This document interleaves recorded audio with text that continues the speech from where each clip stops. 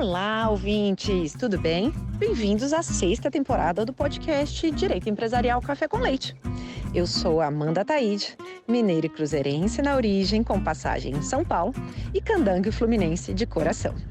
Casada, mãe do Pedro, de 5 anos. Pedro do Fluminense. Do Lucas, de 3 anos. Lucas do Brasil. E tutora do Vira-Lata Farofa. Sou professora da UNB dos cursos de Direito Empresarial, Concorrência, Comércio Internacional e Compliance. E consultora do Pinheiro Neto Advogados nas mesmas áreas. Esse é um podcast simples, curto e gostoso. Como um café da manhã, rapidinho, durante a semana. Nosso audacioso objetivo é ter uma biblioteca, em áudio gratuito, dos textos dos principais autores de direito empresarial do Brasil, para a gente poder aprender ouvindo com suas principais ideias e teses jurídicas. Eu recordo a vocês que cada temporada segue sempre a mesma cronologia do meu programa de curso da UNB. Ou seja, a gente começa com teoria da empresa, passa por fundamentos do direito societário, segue por limitada e fecha com SA. Pegue então sua xícara de café com leite ou chá, seu tênis para fazer exercício físico e cuidar da saúde, ou então seu fone de ouvido para ouvir no seu meio de transporte diário. Vamos comigo então para a próxima xícara de café com leite?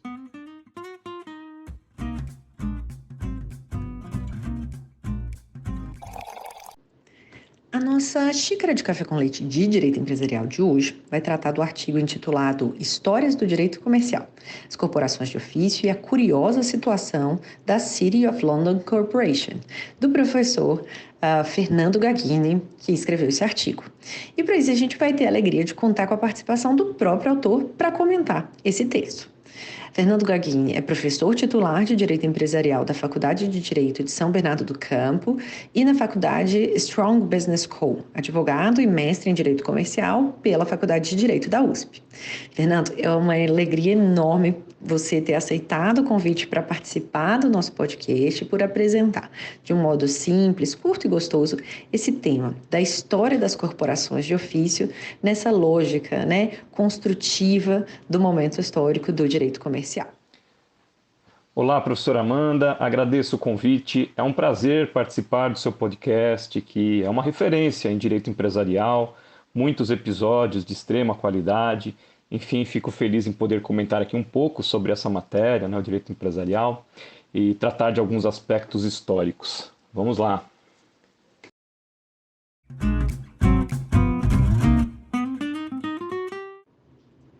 Fernando, então conta pra gente como que surgiu a ideia de escrever esse artigo, de onde que surgiu essa curiosidade que você traz sobre a City of London Corporation.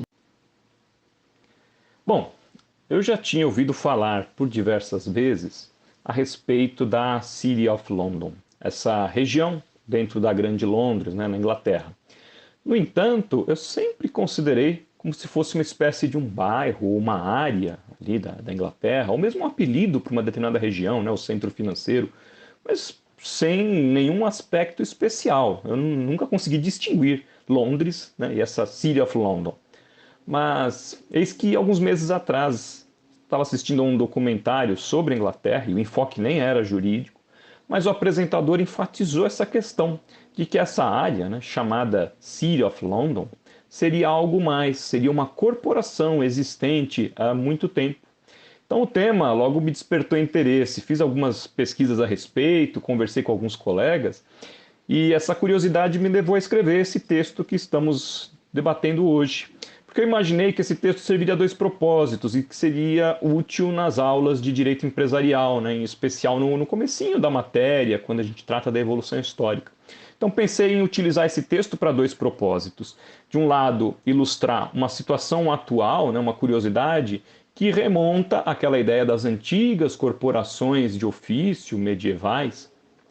E uma segunda proposta do texto foi, já que estou trabalhando essa questão histórica, usar passagens de obras de alguns autores clássicos do direito comercial, a respeito dessa temática das corporações. Então, uma forma de homenagear esses autores e também apresentá-los aos estudantes que se iniciam nesse universo do direito comercial.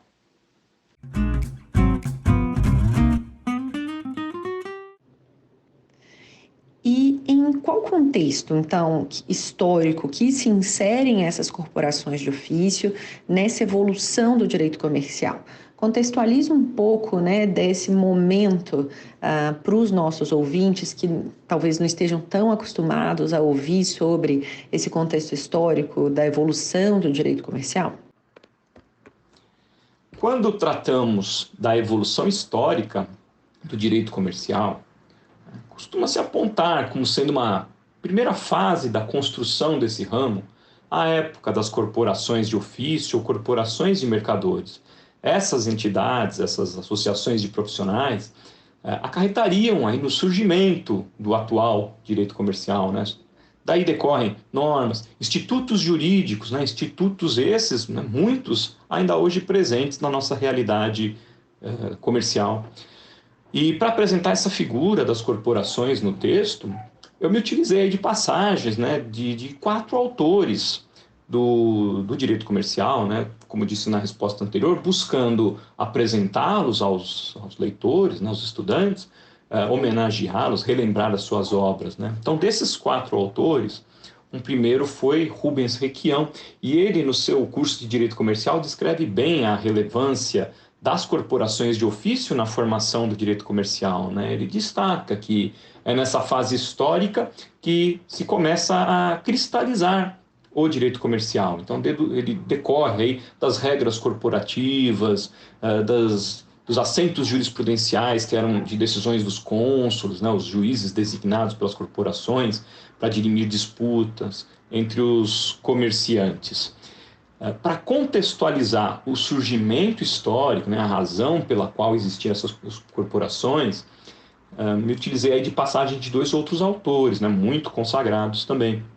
Carvalho de Mendonça, dentro do seu monumental Tratado de Direito Comercial Brasileiro, né, no volume 1, ele relata a ideia de que com a queda do Império Romano, seguiu-se ali uma situação de insegurança na Europa, né? Então faltava um poder político que conseguisse manter a paz interna, uma organização, né, a realização do direito. Então ele destaca que surgem aí essas corporações de classe destinadas à proteção, assistência dos comerciantes, né? Nessa mesma linha, eu utilizei aí da obra também do professor Valdemar Ferreira, que, trazendo essa mesma ideia, né, relata que esse vácuo de poder pós-Império Romano gerou uma série de instabilidades sociais, políticas, e aí decorre uma necessidade de organização social, né? Então, essa situação estimulou o surgimento dessas associações diversas aí, que acabam cumprindo um papel que as antigas autoridades não mais faziam, né? Então, essas entidades de classe, essas corporações, passaram a ganhar aí poderio, influência, né? No seu texto, o professor Valdemar Ferreira enfatiza bastante o quanto elas tornaram-se poderosas, assumiram esse direito de regular seus interesses, os interesses dos componentes, e exercer poderes que a gente atribuiria à ideia do Estado, né? Então diz que essas corporações presidiam por seus oficiais as feiras, mercados, organizavam esses eventos, né? Mantinham a ordem, protegiam seus membros, tinham patrimônio, enfim, entidades bem poderosas, né? E aí a influência delas a gente nota em uma série de esferas. Portanto, então a gente coloca essa figura da corporação de ofício nesse estágio inicial da formação do direito comercial. E nesse contexto, eu coloquei por fim um 4º autor, né, uma passagem do professor Otávio Mendes, uma obra que eu gosto muito, chamada Direito Comercial Terrestre, obra de 1930. E quanto a essa importância histórica, ele afirma, vou citar aqui, né, ele diz: um elemento que concorreu muito poderosamente na Idade Média para a formação do direito comercial foi a organização das corporações de mercadores, né? Então, tentei nesse texto mesclar essas obras de autores aí consagrados, né, relatando o porquê das corporações de ofício. E, professora Amanda, eu faço aqui um destaque em relação a esse último autor, né, o professor Otávio Mendes, porque os professores Rubens Requião, Carvalho de Mendonça, Valdemar Ferreira, sempre muito lembrados, né, obras respeitadíssimas. O professor Otávio Mendes, possivelmente dos 4 autores, talvez seja o menos referido ou menos lembrado na atualidade, né? Mas possui obras aí que eu gosto muito. E para quem se interessa pelo direito comercial, empresarial e pelos elementos históricos, né, dessa matéria, é muito válido conhecer. E aí deixo até uma sugestão para todo mundo que gosta do direito empresarial, né? A história do professor Otávio Mendes ela é bastante singular e esse relato pode ser encontrado em um artigo da RDM, da Revista de Direito Mercantil, um artigo que foi escrito pelo professor Ernesto Leme, intitulado Os Mestres de Direito Comercial na Faculdade de Direito de São Paulo. Salvo engano, é uma RDM de 1977, mas esse texto está disponível online também, é fácil acessar, né? Colocando o título Os Mestres de Direito Comercial na Faculdade de Direito de São Paulo, em algum mecanismo de busca, facilmente localiza. E nesse artigo, contando a trajetória de diversos professores dentro da faculdade, é relatado que o professor Otávio Mendes foi professor da atual Faculdade de Direito da USP, e se relata que, em razão de uma doença, ele tinha que se locomover de cadeira de rodas, e isso estamos falando há um século atrás, né, com todas as dificuldades que a situação da época apresentava. Mas o relato é que ele não deixava de exercer a docência com gosto, mesmo diante das dificuldades práticas, dos esforços envolvidos, né, o gosto pela docência, pela escrita na área. Então, fica aqui a referência e a sugestão de leitura, né, da obra do professor Otávio Mendes, em especial esse volume aí chamado Direito Comercial Terrestre que eu usei no texto. Enfim, aqui um breve relato então do que envolvem essas corporações de ofício. É certo que com o passar dos séculos ocorreram deslocamentos de poder na Europa, né, com o consequente fortalecimento dos estados em detrimento das corporações de ofício. Mas o caso da City of London, né, o objeto aí do texto, ele é curioso justamente por provar que ainda existem hoje alguns vestígios desse passado, né?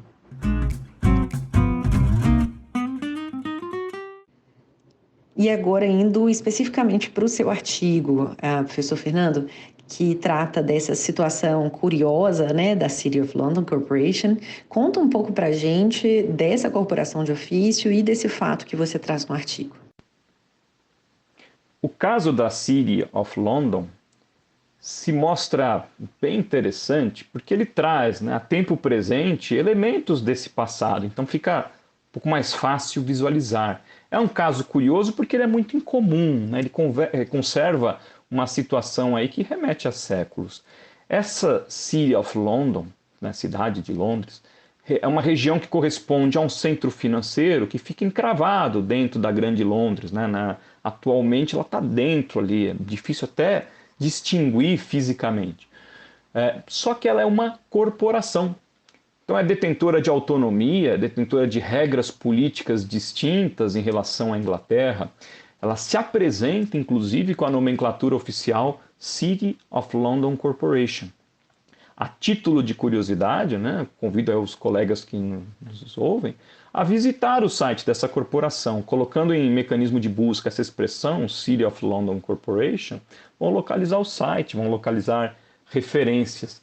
Então é um caso diferente porque é uma entidade que administra um território que não é muito extenso, né, me parece que inferior a 3 km², só que muito estrategicamente localizado, né, e com um enorme poderio financeiro. E essa entidade está submetida a uma situação diferenciada em relação ao restante da Inglaterra. Inclusive, a administração dela ela é dirigida por, em português se diz um prefeito, né, em inglês a gente vê como Lord Mayor. O atual me parece que seria o de número 694, né, o que evidencia o tempo de existência dessa corporação. E essa entidade, né, possui regras também que datam aí de séculos. E um outro fator que chama muita atenção, surpreende, atualmente é polêmico, é que no processo político dessa corporação, as companhias também têm voto, elas exercem uma influência política grande nessa entidade, né? Hoje isso lá na Inglaterra dá margem a alguns debates, mas é uma situação então interessante. Logo, quando eu me deparei com esse caso, né, me veio à mente uma relação com aquelas ideias das antigas corporações de ofício e me pareceu aí cabível usar esse caso para contextualizar, né? Talvez um fator que ajude a despertar curiosidade dos estudantes quando estamos tratando dessa evolução do direito comercial.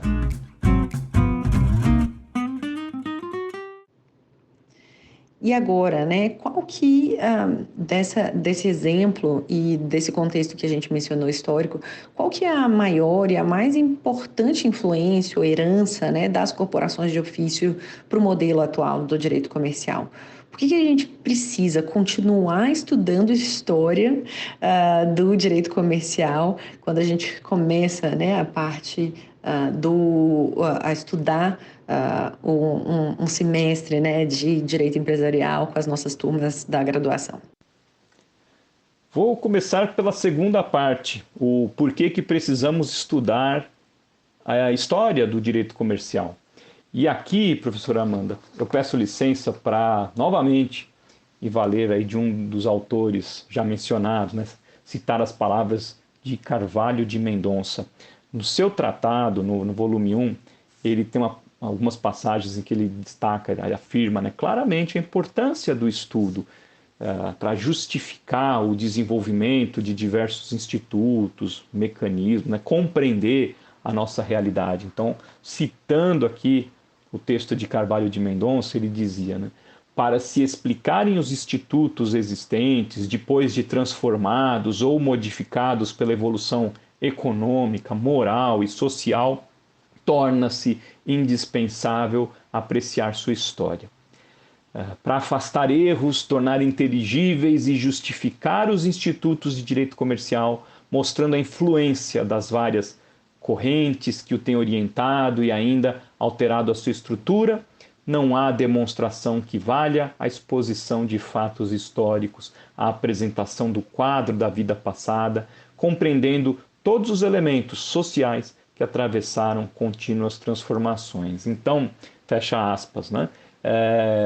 O destaque é o estudo histórico nos ajuda a compreender o presente, né? Os instrumentos com que lidamos, as experiências vividas antes, os resultados, e com isso nos dar noções aí, base para poder lidar em tempo presente.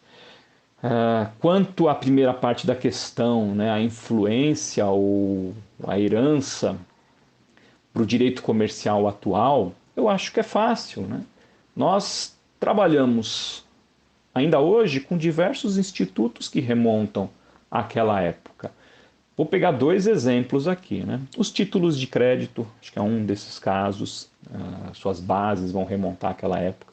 As sociedades, acho que no campo societário isso fica muito claro, né? Eu, por exemplo, quando trabalho com os alunos a parte inicial de direito societário, né, iniciando esse estudo das sociedades, gosto de traçar uma evolução histórica das sociedades no mundo, depois no Brasil, porque me parece que isso facilita compreender o porquê da coexistência de diferentes tipos societários, né? Ou seja, o aluno que consulta o Código Civil e verifica lá, opa, existe a sociedade limitada, existe a sociedade anônima, mas existe também a sociedade em nome coletivo, sociedade em comandito. O estudo histórico permite entender, né, o porquê do surgimento dessas figuras que surgiram em momentos históricos diversos para atender demandas diversas. Então, acredito que fica mais fácil essa compreensão do direito atual com que lidamos, né? E é curioso também que alguns institutos que às vezes parecem muito modernos, inovadores, são construções de séculos, né? Vêm daquela época. Um exemplo, a sociedade em conta de participação, né? Às vezes parece ser uma técnica super recente e, na verdade, quando a gente vai estudar, muito antiga, né? Séculos, as próprias razões de surgimento, a sociedade anônima também, ou seja, figuras em pleno uso na atualidade, né? E que remontam a muitos anos atrás, heranças, né, desses períodos históricos.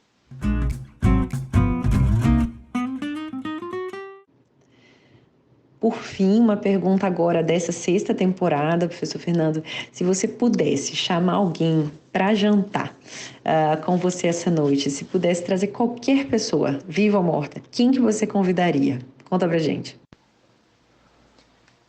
Bom, dado o contexto de toda a nossa conversa, eu acho que eu gostaria muito de poder convidar justamente os professores que comentamos há pouco, né, e que participaram tão ativamente na construção do direito comercial brasileiro.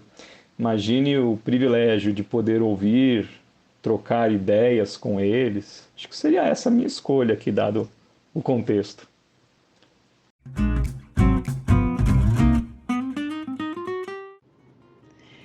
Professor, muitíssimo obrigada pela sua presença. Por hoje é só.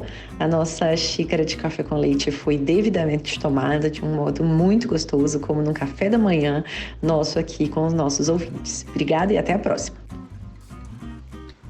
Eu que agradeço, professora Amanda, uma honra o seu convite. Fico muito feliz de ter participado e à disposição aí para novas conversas, né? Muito obrigado. Se você gostou, curta, comente na sua plataforma de áudio preferida. A gente também tem o Instagram, podcast Direito Empresarial Café com Leite. E se quiser falar comigo, também pode me procurar, Amanda Thaís no LinkedIn. Um abraço e até a próxima!